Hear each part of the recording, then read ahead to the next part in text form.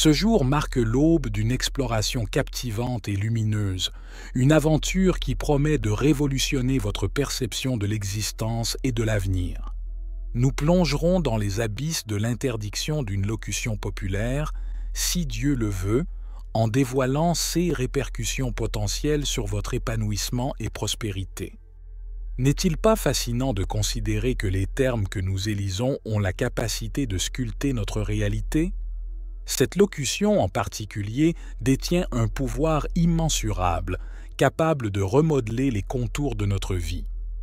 Quelle est la véritable essence de cette expression et en quoi influence-t-elle notre système de croyances et nos actions?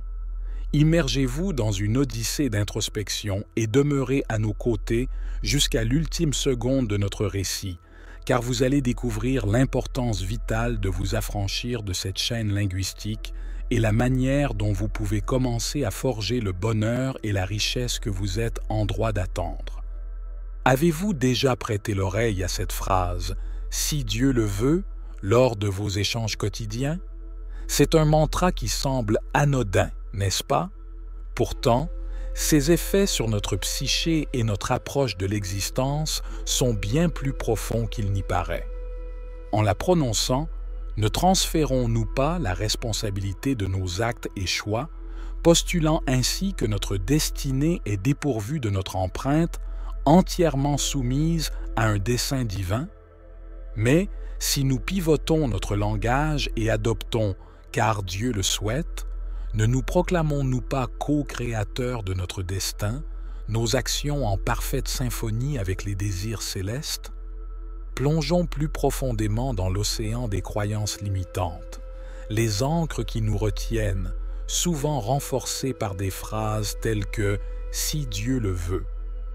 Elles émergent de nos expériences, de l'influence d'autrui, ou même de telles expressions, façonnant nos décisions et nos gestes, nous éloignant parfois de notre plein potentiel. Ce mantra répétitif, « si Dieu le veut », peut fortifier la croyance que nous ne sommes que des marionnettes dans un spectacle cosmique, privés de pouvoir sur notre récit. Cette perception peut nous emprisonner dans un état de passivité et de restriction, entravant notre quête vers nos aspirations. Il est crucial de reconnaître notre potentiel de façonner notre parcours. Renoncer à ces entraves mentales et à cette dépendance à une telle maxime est le premier pas vers une psyché embellie. Comment alors embrasser pleinement notre autonomie et substituer cette expression par une posture proactive? Admettre que notre existence est sculptée par nos choix est essentiel. Accepter cette responsabilité est la clé pour maîtriser notre destinée. Cette locution peut parfois servir d'excuse pour éluder cette responsabilité. Au lieu de cela, pourquoi ne pas devenir des décideurs avisés, alignant nos actions sur nos ambitions, prenant conscience que chaque décision peint une strophe de notre futur? Comment transformer cette expression? Ne laissons pas notre vie aux griffes du hasard ou du destin, mais engageons-nous dans des choix réfléchis, fixons des buts précis et persévérons dans leur réalisation. En procédant ainsi, nous devenons non seulement les bâtisseurs de notre existence, mais également les auteurs de notre histoire. Les mots et les pensées que nous cultivons tissent la trame de notre réalité. En remodelant notre discours et notre pensée, nous pouvons forger une existence empreinte de positivité et d'opulence. Dirigeons notre attention vers les aspects de notre vie que nous pouvons embellir.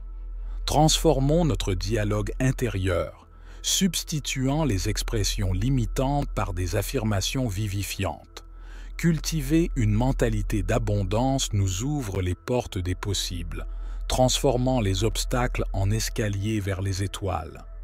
Avant de poursuivre, nous vous invitons à vous abonner à Graines de Sagesse et d'activer la cloche de notification. Votre soutien est précieux pour nous. Intégrons également la gratitude et la visualisation comme des outils de métamorphose de notre perspective, nous permettant de modeler l'existence convoitée. La gratitude nous enseigne à chérir ce que nous possédons, attirant plus de positivité dans notre sillage. La visualisation nous invite à peindre dans notre esprit nos aspirations comme déjà réalisées, pavant le chemin pour les atteindre. Ce type de méthodologie ont guidé des champions et des visionnaires à travers le globe. Se saisir de la gouvernance de nos décisions est le premier pas vers la maîtrise de notre trajectoire.